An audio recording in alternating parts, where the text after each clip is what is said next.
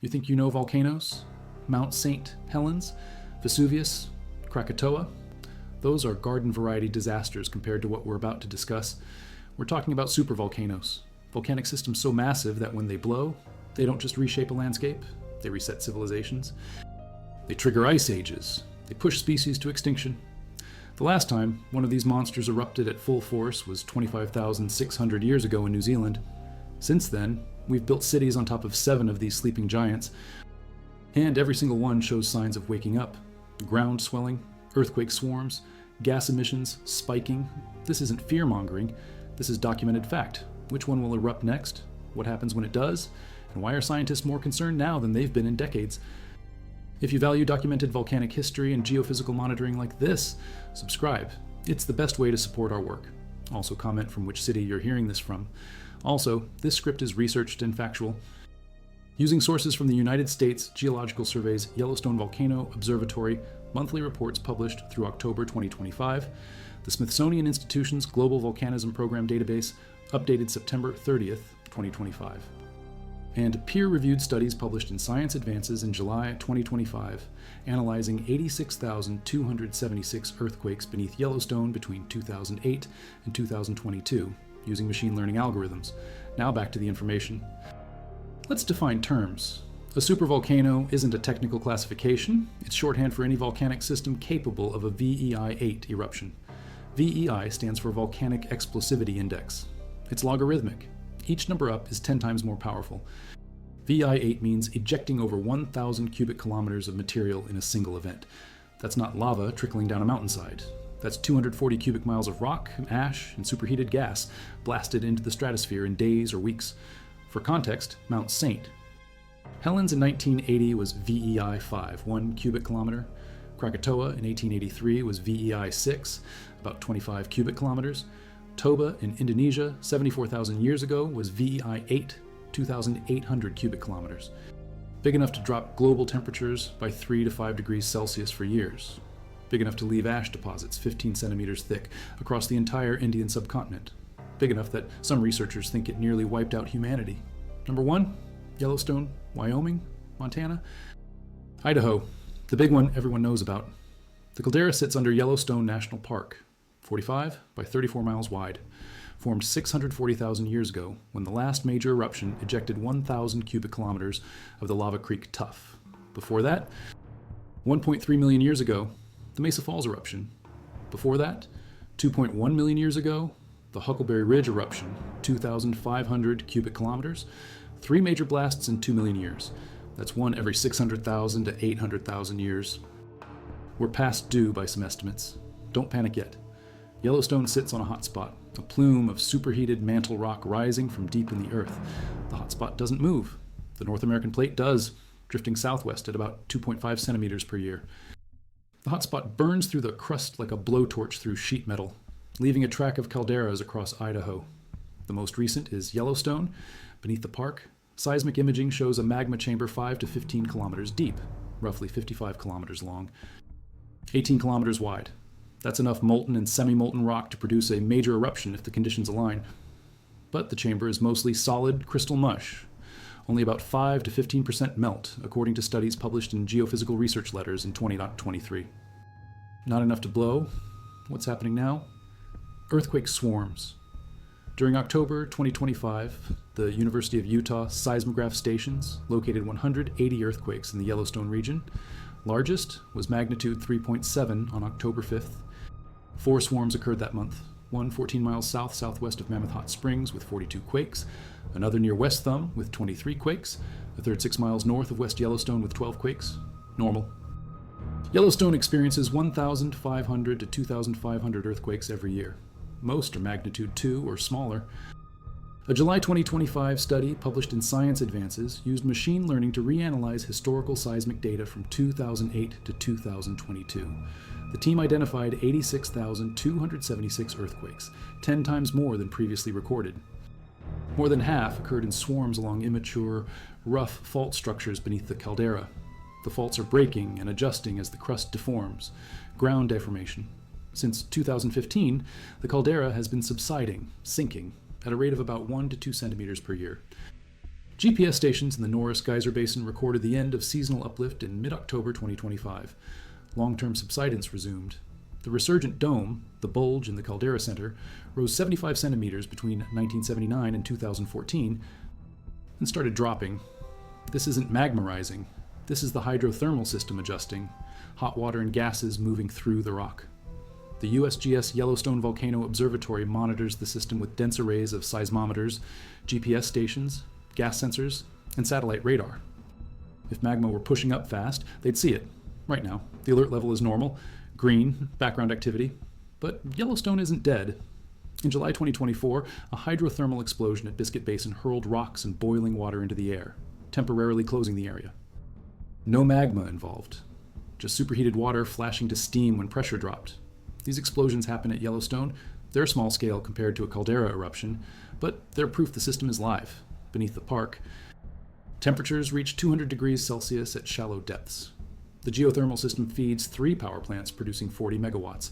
The heat source, that magma chamber still cooling from the last eruption. If Yellowstone erupts again, and it will, eventually, the most likely scenario isn't a super eruption, it's a lava flow. Small-scale rhyolite domes like those that formed in the caldera after the big blast 640,000 years ago. Still dangerous, still disruptive, but not civilization ending. The odds of a super eruption in any given year are roughly 1 in 730,000 dollars, according to USGS estimates. Low, but not zero. If it happened, pyroclastic flows would incinerate everything within a 60-mile radius. Ash would blanket Montana, Idaho, and Wyoming in meters of debris. Ash, 3 feet deep, could reach as far as Iowa. Sulfur dioxide ejected into the stratosphere would block sunlight, dropping global temperatures by 3 to 5 degrees for multiple years. Crops would fail, supply chains would collapse. Millions would die from starvation and cold, not from the eruption itself, from the aftermath. Number 2, Campi Flegrei, Italy, just west of Naples, one of the most dangerous volcanic systems in Europe. The name means Phlegrean fields, burning fields. The caldera is roughly 8 miles wide, formed by 2 massive eruptions. The first, the Campanian Ignimbrite eruption, happened 39,000 years ago. It ejected 200 to 300 cubic kilometers of material, not quite VEI8, but close. Enough to trigger a volcanic winter across Europe with temperatures dropping up to 9 degrees Celsius. The second major eruption happened 15,000 years ago. The most recent eruption was in 1538, Monte Nuovo, a small cinder cone that grew in a week. No major blast since, but the system never sleeps. Campi Flegrei doesn't look like a volcano. It's a low-lying depression dotted with craters, hot springs, and fumaroles. The town of Pozzuoli sits right inside the caldera. 500,000 people live within the immediate area. Naples, with 3 million residents, is less than 10 miles away. The ground here rises and falls in a process called bradyseism, slow earthquake. It's driven by pressure changes in the shallow magma and hydrothermal system. Since 2005, the caldera has been rising. Between January 2024 and June 2025, the ground at Rione Terra in Pozzuoli lifted 29.5 centimeters. Total uplift since 2005, 148 centimeters. That's nearly 5 feet. Buildings crack, roads buckle. The ground won't stop moving. Seismicity ramped up. In 2018, earthquake frequency increased sharply. On May 13, 2025, a magnitude 4.4 quake struck, triggering a state of emergency declaration by Italy's civil protection minister. 49 earthquakes in the swarm. On June 30th, 2025, a magnitude 4.6 quake, the strongest in 40 years, hit near Bacoli at 4 kilometers depth. The ridge of Pinata Islet collapsed during the shaking. 7 seismic events in the swarm. Another swarm on June 5th with at least 18 tremors. Strongest magnitude 3.2. The quakes are shallow, mostly above 2.5 miles depth. They're not caused by rising magma. They're caused by fluids, superheated water and carbon dioxide, pressurizing faults and fractures as the system inflates. Here's what's new. In November of 2025, researchers published a study in Nature Communications, Earth and Environment, using machine learning to analyze seismic data from 2018 to 2024. They identified 54,000 previously hidden earthquakes beneath Campi Flegrei, orders of magnitude more than detected by traditional methods.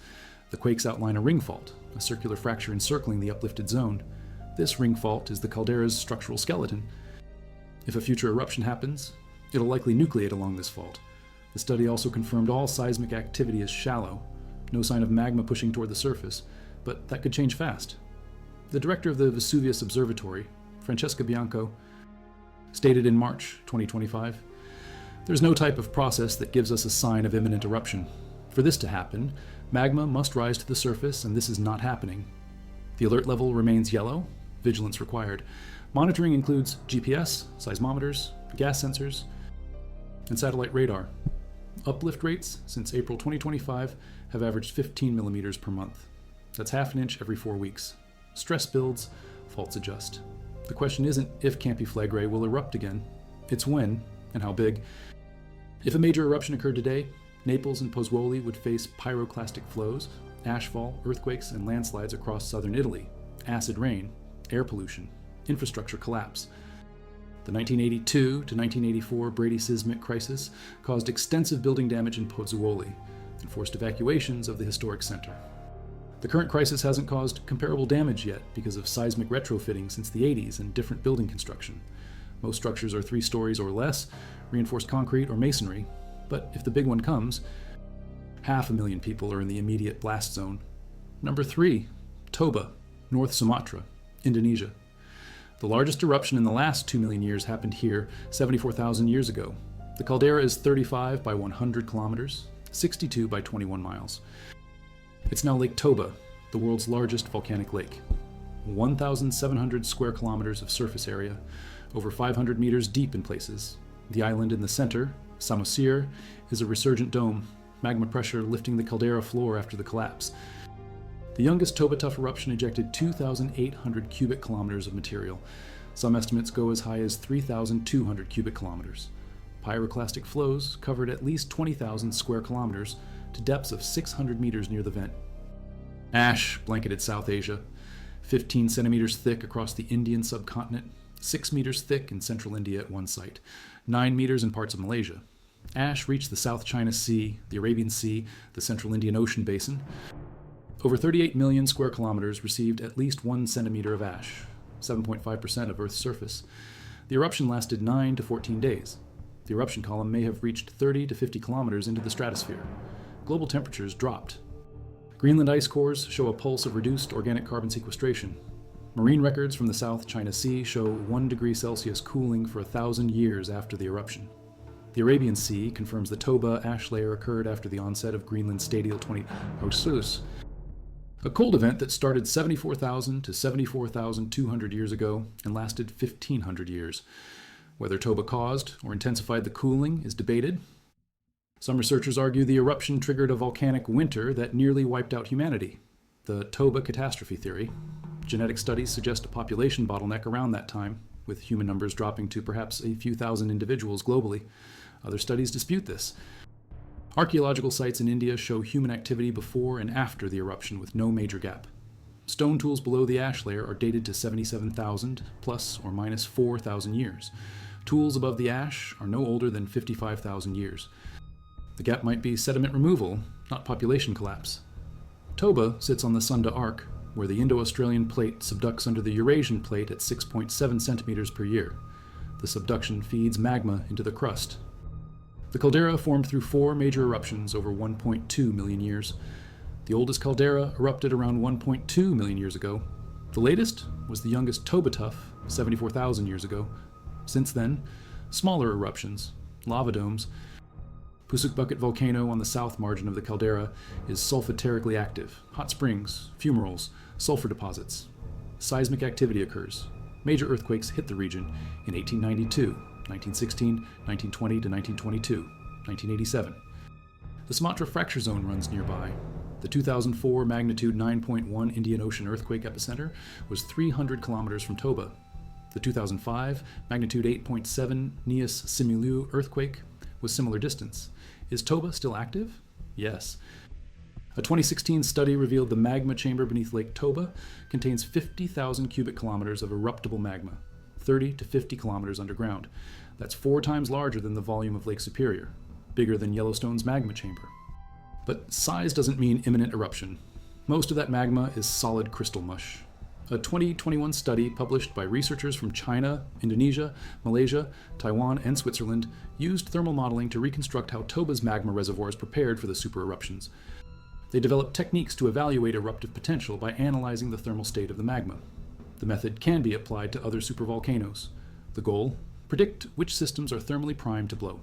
Right now, Toba shows no signs of imminent eruption. No major earthquake swarms, no significant ground deformation, no unusual gas emissions. The system is quiet, but quiet doesn't mean dead. If another super eruption occurred, northern Sumatra would be devastated. Pyroclastic flows would extend tens of kilometers from the caldera. Ashfall would smother Southeast Asia. 15-centimeter ash layers would collapse roofs, poison water supplies, shut down transportation across thousands of kilometers. A repeat of the 74,000-year event would be catastrophic for modern civilization. But the next eruption at Toba will more likely be small-scale lava domes, phreatic explosions. The probability of another VEI-8 eruption in the next 600,000 years is low. Not zero, low. Number 4, Taupo, New Zealand. The most recent super eruption on Earth happened here 25,600 years ago. The Orowanui eruption, VI-8, 430 cubic kilometers of fall deposits, 320 cubic kilometers of pyroclastic density current deposits, 420 cubic kilometers of intracaldera material. Total, 1,170 cubic kilometers. Ash covered the North Island of New Zealand, 18 centimeters thick on the Chatham Islands, 850 kilometers away. The eruption lasted weeks. Pyroclastic flows reached 90 kilometers from the vent. The caldera that formed is now Lake Taupo, roughly 35 kilometers wide. The lake is one of the world's deepest, reaching 530 meters. Taupo sits in the Taupo volcanic zone, a region of rift volcanism stretching from Ruapehu in the south, through Taupo and Rotorua, to White Island in the Bay of Plenty. The zone is driven by the subduction of the Pacific Plate under the North Island at 5 centimeters per year. Taupo began erupting 300,000 years ago. Since the Orowanui eruption, the volcano has erupted at least 28 more times. The most recent major eruption was the Hatape eruption in 232 CE, plus or minus 10 years, 1,800 years ago. It was the most powerful eruption on Earth in the last 5,000 years, though smaller than the Orowanui event, VAI-7. It produced pyroclastic flows and ash that covered 20,000 square kilometers of the North Island. The eruption occurred from vents along a northeast-southwest fissure centered on Horomatangi Reef, now submerged beneath the lake. Monitoring at Taupo is handled by GeoNet, New Zealand's geological hazard monitoring system. The volcano experienced a period of unrest starting in May 2022. Earthquake activity spiked. Over 1,800 earthquakes were located beneath the volcano during 2022, along with ground deformation on the lake floor and around the lake. The volcanic alert level was raised to 1. On November 30th, 2022, a magnitude 5.7 earthquake struck beneath the lake, the largest earthquake at Taupo since 1952. The quake caused a small tsunami in the lake, with water inundating the shore up to 40 meters inland at Warwaka Point on the northeast shore. The Horomatangi instrument recorded 250 millimeters of horizontal ground movement toward the southeast, the largest movement ever recorded at that location. Over 600 aftershocks followed. By May 2023, earthquake activity and ground deformation declined to background levels. The alert level was lowered to 0. Unrest episodes at Taupo are common. 17 episodes occurred in the previous 150 years before the 2022 event. None resulted in eruptions. The last eruption was 232 CE, but the system remains active. A 2021 study published in Geochemistry, Geophysics, Geosystems revealed that Taupo has an active magma reservoir of at least 250 cubic kilometers beneath the caldera. The 2022 earthquake swarm and deformation were caused by new magma being fed into the reservoir. The ground inflates when magma enters. Earthquakes occur when the crust adjusts. Research published in 2025 focuses on the Taupo fault belt, which runs through the volcanic zone. The study examines the twin threats of earthquakes and eruptions. Could a large earthquake trigger an eruption? Or could rising magma trigger earthquakes? Understanding these interactions is critical for preparedness. A magnitude 5.7 quake shook the region in 2016 during the Kaikoura earthquake sequence. Some researchers suggest Taupo is in a state of internal instability that makes it susceptible to dynamic triggering by tectonic earthquakes. If a major earthquake hits nearby, it could destabilize the magma system. Taupo has erupted 29 times in the last 26,000 years. That's roughly once every 900 years. We're past the average repose interval since the 232 CE eruption. But volcanic systems don't follow schedules. Eruption volumes and repose periods show no clear pattern. The next eruption could be in a decade or in 10,000 years. It could be a small lava dome or another super eruption. impossible to predict. If a major eruption occurred today, the North Island would face pyroclastic flows, ashfall, lahars, tsunamis in the lake, Auckland. New Zealand's largest city is 250 kilometers north. Wellington, the capital, is 300 kilometers south. Both would be affected by ashfall. A super eruption would impact the entire country and disrupt global climate. Number 5, Long Valley Caldera, California. Eastern Sierra Nevada, formed 760,000 years ago when the Bishop Tuff eruption ejected 650 cubic kilometers of material. The caldera is 17 by 32 kilometers, 10 by 20 miles. Resurgent doming occurred shortly after the eruption, lifting the caldera floor. Subsequent eruptions built lava domes in the caldera moat until about 50,000 years ago. The area remains thermally active with hot springs, fumaroles, and a robust geothermal system that powers the Casa Diablo plant, generating electricity for 40,000 homes. Long Valley entered a period of unrest in 1978 when a magnitude 5.4 earthquake struck 6 miles southeast of the caldera. 2 decades of low seismic activity ended in May 1980. 4 magnitude 6 earthquakes hit the region in quick succession, 3 on the same day. Scientists from the USGS began monitoring the caldera closely and detected dome-like uplift. The center of the caldera had risen almost a foot since summer 1979 after decades of stability. By early 2000 DAS, the uplift totaled nearly 2.5 feet, affecting over 100 square miles. The swelling was caused by new magma rising beneath the caldera. Earthquake swarms continued through the 1980s and 90s. During the early 1990s, trees began dying on Mammoth Mountain on the southwest edge of the caldera. USGS and Forest Service scientists discovered the trees were being killed by large amounts of carbon dioxide gas seeping up from magma deep beneath the mountain. CO2 concentrations in the soil reached lethal levels. The gas emissions, earthquake swarms, and ground swelling are classic precursors to volcanic eruptions at stratovolcanoes. But at large calderas like Long Valley, such symptoms can persist for decades or centuries without culminating in an eruption. Studies show only 1 in 6 episodes of unrest at large calderas worldwide actually ends with an eruption. A 2023 study published in Science Advances used distributed acoustic sensing, fiber optic cables functioning as 10,000 seismometers, to create high-resolution images of the subsurface down to 10 kilometers depth. The team measured over 2,000 seismic events over 18 months, most too small to be felt by people. The images revealed the structure beneath the caldera. The conclusion: the magma chamber is cooling off. Fluids and gases are being released as the system crystallizes. This is causing the ongoing seismicity and deformation. The researchers don't think the region is gearing up for another super eruption, but the cooling process could still produce enough gas and liquid to cause earthquakes and small eruptions. Seismic activity at Long Valley remains elevated compared to pre-1978 levels, but has stabilized. Inflation of the resurgent dome slowed after 2014. By 2020, deformation rates had decreased. The caldera is still 75 centimeters higher than before 1979. GPS measurements show horizontal displacement rates of about 5 millimeters per year radiating away from the dome. The USGS maintains a dense monitoring network with seismometers, GPS stations, gas sensors, and satellite radar. The alert level is normal: yellow for ground deformation and seismic activity, green for volcanic unrest. The most recent eruption in the Long Valley region was 16,000 to 17,000 years ago, along the caldera's ring fault, basaltic vents forming the mafic chain on the west rim. The nearby Monoino crater's volcanic chain erupted as recently as 650 years ago.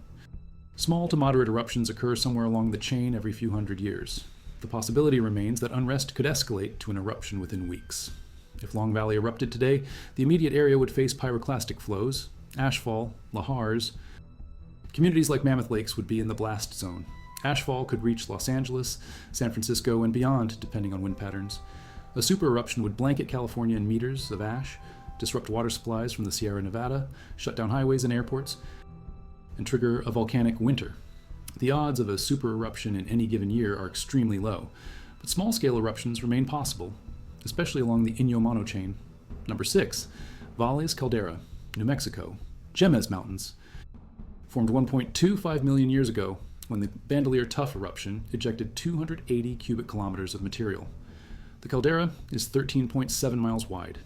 After the eruption, unsteamed, resurgent doming lifted the caldera floor between 1.25 and 1.22 million years ago, forming Redondo Peak, which rises 11,000 254 feet. Subsequent dome eruptions occurred around the caldera margins until about 40,000 years ago. The youngest activity was the El Cajete pumice eruption around 74,000 years ago, and the Banco Bonito obsidian flow around 68,000 years ago. Valles caldera sits at the intersection of two major geologic structures. The Jemez lineament runs southwest-northeast across New Mexico from Arizona. The Rio Grande Rift runs north-south. The rift is an active continental rift where the crust is being pulled apart. Volcanism in the Jemez Mountains is driven by this extension. The Valles caldera is one of three young caldera-type volcanoes in the United States. The others are Yellowstone and Long Valley. Valles is the oldest of the three. The caldera remains thermally active. Hot springs dot the landscape. Sulphur Springs' thermal area in the caldera looks like Yellowstone's acid sulfate zones. The altered surface is composed of clays from hydrothermal alteration. A partially molten region exists 5 to 20 kilometers beneath the caldera. Seismic imaging shows a magma reservoir similar in structure to Yellowstone's, but activity levels differ dramatically. Yellowstone experiences thousands of earthquakes every year. Valles caldera has rare seismicity. Yellowstone shows both uplift and subsidence of the ground. Valles shows no evidence of significant ground deformation in recent decades. The monitoring network at Valles is less dense than Yellowstone's or Long Valley's, but the USGS classifies Valles as a moderate threat volcano. Given its long geologic history, Valles isn't dead. It may erupt again, but like Yellowstone, the most likely form of future activity is a lava flow, not a supereruption.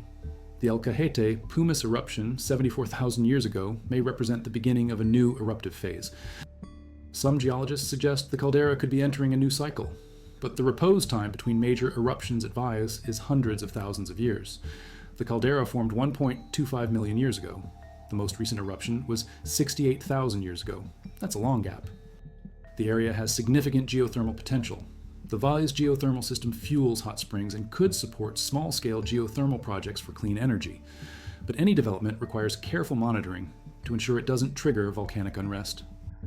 The Valles Caldera National Preserve protects much of the caldera. It's a popular area for recreation, research, and education.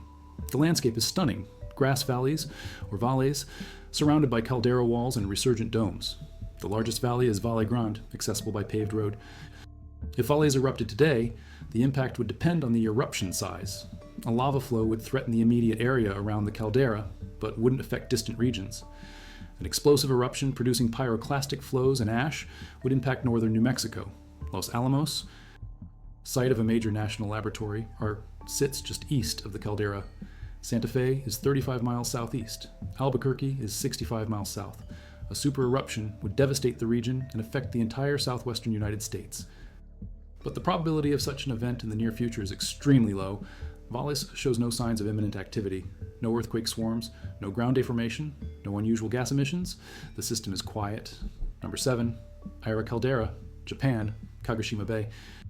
Formed 22,000 years ago when the Ito pyroclastic flow erupted, creating a caldera 17 by 23 kilometers wide.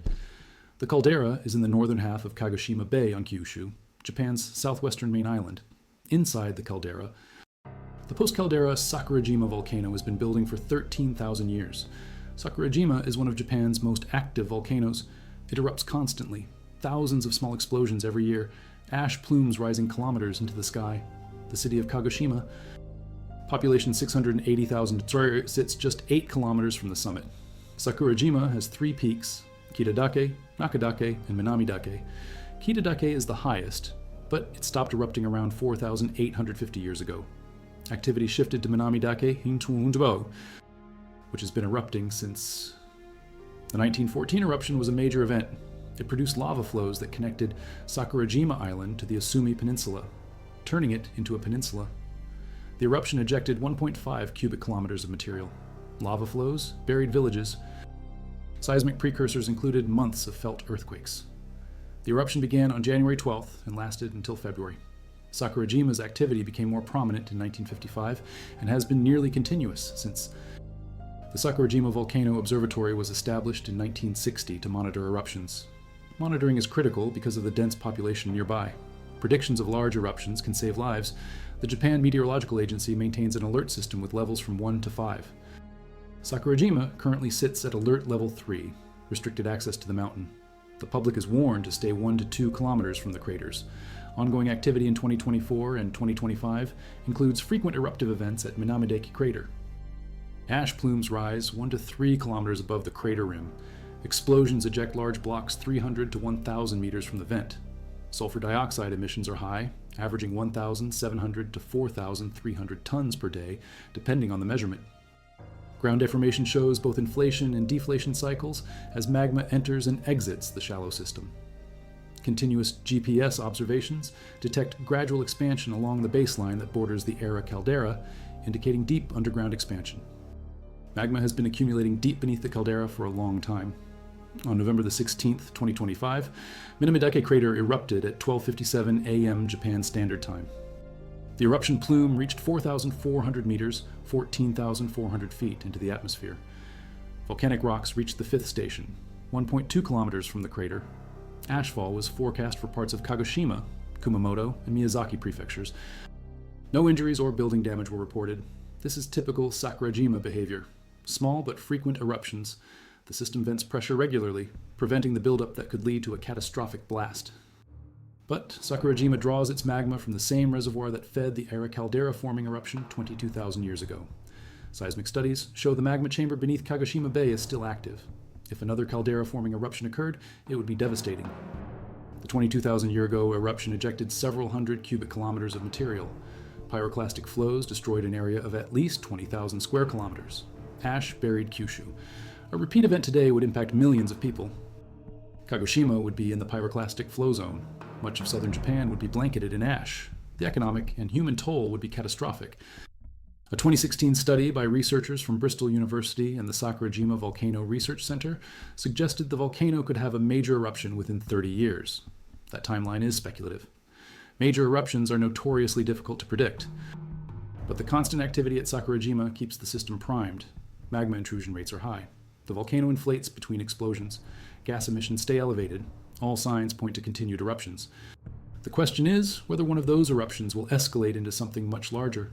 So far, the system vents efficiently, but if the plumbing becomes blocked, if a plug forms in the conduit, pressure could build to critical levels. That's when the big ones happen. Let's step back. 7 supervolcanoes, Yellowstone in Wyoming, Campi Flegrei in Italy, Toba in Indonesia, Taupo in New Zealand, Long Valley in California, Valles in New Mexico, Aira in Japan, all active, all monitored, all showing different levels of unrest. Yellowstone has earthquake swarms and ground deformation, but no signs of imminent eruption. Campi Flegrei is inflating rapidly with significant seismicity and structural changes along a ring fault. Toba is quiet, but sits atop a massive magma chamber. Taupo had a recent unrest episode with a magnitude 5.7 earthquake and ground deformation, but returned to background levels. Long Valley is cooling off, but still releasing gases and causing small quakes. Valles shows no significant activity. Aira's Sakurajima erupts constantly with thousands of small events every year. What do they have in common? They're all calderas formed by massive eruptions that evacuated enormous magma chambers, causing the ground to collapse. They all sit on active tectonic settings, hotspots. Subduction zones, rift zones that feed magma into the crust. They all have partially molten regions beneath the surface. They all show signs of life, earthquake swarms, ground deformation, gas emissions, thermal activity, and they all pose significant risks to nearby populations. Millions of people live within blast zones. Tens of millions more would be affected by ashfall and climate disruption if a major eruption occurred. Are we safe? That depends on your definition. None of these systems show signs of imminent super eruptions. Monitoring networks are robust. Scientists can detect changes months or years in advance. Early warning systems exist. Evacuation plans are in place. The odds of a VEI 8 eruption in any given year at any one of these calderas are extremely low, but the odds aren't zero, and smaller eruptions are much more likely. VEI 4 or 5 events could still cause regional disasters, pyroclastic flows, lahars, ashfall disrupting air travel, agriculture, water supplies. The 2010 Eyjafjallajökull eruption in Iceland was VEI 4. It shut down European airspace for a week, stranding millions of travelers. Imagine that on a larger scale. The bigger issue is complacency. Most people don't think about supervolcanoes. They think about hurricanes, earthquakes, wildfires. Volcanic eruptions feel distant, exotic, unlikely. But volcanic activity is common. 73 volcanoes erupted in 2024, according to the Smithsonian's Global Volcanism Program. 44 volcanoes were in continuing eruption status as of September 2025. Most are small-scale, basaltic lava flows, strombolian explosions. Ash plumes rising a few kilometers, but the infrastructure for monitoring, prediction, and response is underfunded in many regions. Developing countries with active volcanoes often lack resources for dense monitoring networks. When an eruption happens, it catches people off guard. Here's what scientists know. Large calderas like those we've discussed undergo episodes of unrest. Ground swells, earthquake swarms, gas emissions spike. These episodes can last years or decades. Most don't result in eruptions. The system adjusts, magma crystallizes, fluids migrate, pressure dissipates, but sometimes the system tips, magma reaches the surface, an eruption begins. The warning signs are subtle. The line between normal unrest and pre-eruptive unrest is blurry. Monitoring helps. Dense networks of seismometers, GPS stations, gas sensors, satellite radar, machine learning algorithms analyzing millions of data points to detect patterns humans would miss. But even with all that technology, prediction is imperfect. The most recent study we've discussed, the July 2025 Science Advances paper on Yellowstone, used machine learning to reanalyze 15 years of seismic data. The team identified 10 times more earthquakes than previously recorded. That's a huge jump in data. More data means better understanding of how the system behaves, but it doesn't mean we can predict the next eruption. The study authors emphasize that Yellowstone is not likely to erupt in the near future. The current activity is background noise. The system is stable. But stable doesn't mean dormant. It means the forces are balanced. If something tips the balance, a large earthquake, a rapid influx of magma, a sudden pressure change, the system could shift quickly. Another key finding, more than half of Yellowstone's earthquakes occur in swarms. Swarms are different from main shock aftershock sequences. In a swarm, many small earthquakes occur over days or weeks without a clear main event. Swarms are driven by fluid movement, magma, water, gases, injecting into fractures and triggering slip. Yellowstone's swarms occur along immature Awuchsta, rough fault structures beneath the caldera. These faults are still developing. They're not the smooth and mature faults you see in places like Southern California. Rough faults have more friction. When they slip, they generate more small quakes.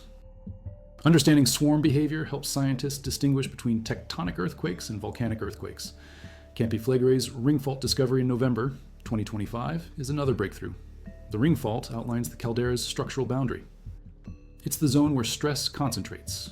If the caldera inflates further, the ring fault will accommodate the deformation. When stress exceeds the fault's strength, it ruptures. That's when you get the larger earthquakes. The magnitude 4.6 quake in June 2025 was the strongest in 40 years. It ruptured part of the ring fault. If inflation continues, more segments could rupture. The concern is that a cascading failure along the fault could trigger a volcanic eruption. The fault provides a pathway for magma to reach the surface. If magma intrudes along the fault, it could erupt. But here's the nuance. Earthquake swarms and ground deformation don't guarantee an eruption. The crust is elastic. It can stretch and compress without breaking. Magma can intrude into the crust without reaching the surface. It crystallizes. It stalls. The system resets. We've seen this at Yellowstone, Long Valley, Campi Phlegrae, Taupo, decades of unrest with no eruptions. The challenge for scientists is determining when unrest will escalate. What's the tipping point? How much magma has to intrude?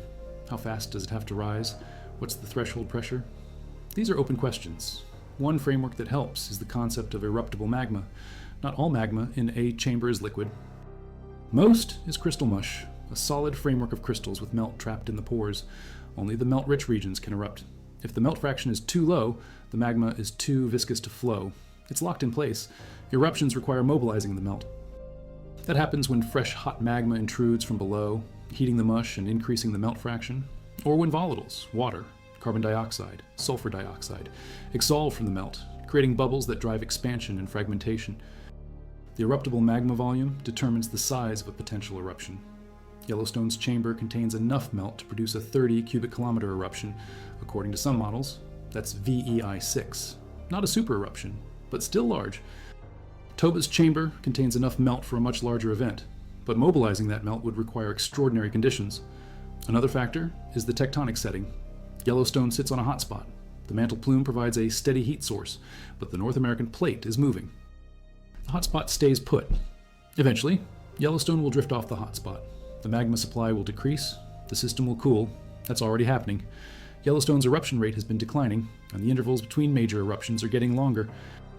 The caldera may be entering the final stages of its life cycle, but final stages in geologic time could still mean hundreds of thousands of years. Campi Flegrei sits above a subduction zone where the African plate dives beneath the Eurasian plate. Subduction zones are the most productive volcanic settings on Earth. They generate continuous magma supply. The Phlegrean fields have been active for hundreds of thousands of years. The caldera formed 39,000 years ago. It erupted again 15,000 years ago. It erupted in 1538. 3 major events in 39,000 years. That's roughly one every 13,000 years. We're overdue if you use that interval. But volcanic systems don't follow averages. They're chaotic. Each eruption resets the system. The next eruption could be tomorrow or in 50,000 years. Toba sits on the Sunda Arc. The subduction rate is high. Magma supply is steady. The caldera has erupted 4 times in 1.2 million years. The intervals between eruptions vary. The most recent was 74,000 years ago. The one before that was around 500,000 years ago. Long gap. The next one could be 600,000 years away, but again, unpredictable. The key variable is the thermal state of the magma. If the chamber is too cool, it won't erupt. If it's too hot, it erupts frequently in small batches. The sweet spot for a super eruption is a large, thermally mature magma body that's been recharging for tens of thousands of years. Then, a trigger, an earthquake, a fresh magma injection, a pressure change, destabilizes the system. The eruption begins. Taupo's recent unrest episode is a case study. In May 2022, earthquake activity increased, ground deformation was detected, the alert level was raised. Then, in November 2022, a magnitude 5.7 quake struck, the largest at Taupo since 1952. It caused a small tsunami in the lake. The system was clearly restless, but by May 2023, activity declined to background levels. The alert level dropped to 0. What happened? Magma likely intruded into the reservoir. The crust adjusted. Pressure was accommodated by deformation and seismicity. The intrusion stalled. No eruption. The system settled back into equilibrium. This is the typical pattern at calderas. Intrusions happen. The crust deforms. Earthquakes occur. Most intrusions don't reach the surface. They crystallize at depth. But each intrusion adds heat and mass to the system. Over time, the chamber grows. Eventually, it might reach critical conditions. Then, the big one happens. Long Valley's cooling magma chamber is another instructive example. The 2023 study, using distributed acoustic sensing, revealed that the chamber is crystallizing. Fluids and gases are being expelled. This is causing the ongoing seismicity and deformation. The system isn't recharging. It's shutting down. Over the next hundreds of thousands of years, whereas the chamber will solidify completely, Long Valley will become a fossil caldera. But in the short term, the crystallization process can still generate hazards. Gas emissions, small phreatic eruptions, earthquakes. The region remains geologically active even as the magma cools. Valle's caldera is even further along in the cooling process. The last eruption was 68,000 years ago. The system has been quiet since. No significant seismicity. No ground deformation. The magma chamber is likely largely solid, but the geothermal system remains active. Hot springs, fumaroles, thermal gradients. The heat source is still there, deep underground. If fresh magma were to intrude from the mantle, the system could reawaken. But without a continuous magma supply, Valles is unlikely to produce another major eruption anytime soon. Sakurajima is the outlier in this group. It erupts constantly, thousands of explosions every year. It's not a caldera system in the same sense as the others. It's a stratovolcano built inside the Aira caldera, but it draws from the same deep magma source that fed the caldera-forming eruption 22,000 years ago. Sakurajima is the caldera's way of venting. As long as the volcano erupts frequently, pressure doesn't build to catastrophic levels. But if the vent becomes blocked, pressure could accumulate. That's when you get the big explosive eruptions. The 1914 eruption was one example. It wasn't a super eruption, it was VEI-4, but it caused significant damage. Future eruptions could be larger. Here's the reality. We live on an active planet, the crust is thin beneath it, the mantle churns, magma rises, volcanoes erupt. This has been happening for billions of years. It will continue for billions more. Supervolcanoes are part of the system. They're Earth's way of releasing heat and recycling material from the mantle to the crust. We've built civilizations on top of them because volcanic soils are fertile, because geothermal energy is abundant, because the landscapes are beautiful. But we're guests in a restless house. The question isn't whether another super eruption will happen. It will. The question is when and whether we'll be ready. Right now, monitoring networks are better than they've ever been. Scientists understand caldera systems better than ever. Machine learning is revolutionizing data analysis. Satellite technology provides real-time deformation measurements. Gas sensors detect chemical changes. Seismometers pick up the tiniest tremors. Early warning systems are improving, but prediction is still imperfect. Calderas can go from quiet to erupting in days or weeks, or they can simmer for decades without blowing. The last super eruption was Taupo's Oumuamua event, 25,600 years ago. Before that, Toba, 74,000 years ago. On average, a VEI-8 eruption happens somewhere on Earth once every 50,000 to 100,000 years. We're within the window. Statistically, another one is due, but statistics don't dictate volcanic behavior. The next super eruption could happen tomorrow, or in 10,000 years. We don't know. What we do know is this. Yellowstone had 180 earthquakes in October 2025. Campi Flegrei inflated 148 centimeters since 2005 and experienced a magnitude 4.6 quake in June 2025. Toba sits on a magma chamber containing 50,000 cubic kilometers of eruptible magma. Taupo had a magnitude 5.7 quake in November 2022. Long Valley is releasing fluids and gases from a cooling chamber. Valles shows no significant activity. Sakurajima erupted on November 16, 2025, sending ash 4,400 meters into the sky. All monitored, all tracked, all documented in peer-reviewed studies published in Science Advances, Nature Communications, Earth and Environment. Geochemistry, geophysics, geosystems, and databases maintained by the USGS, the Smithsonian, and GeoNet.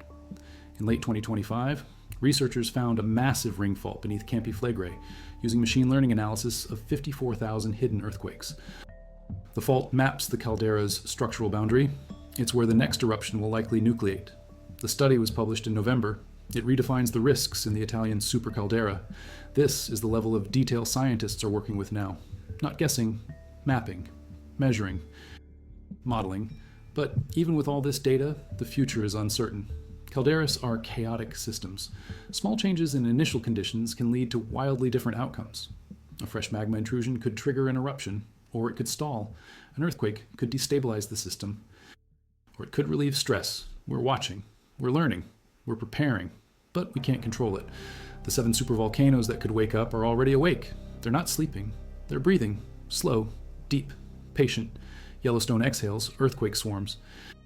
Campi Flegrei stretches and groans. Toba hides beneath a lake.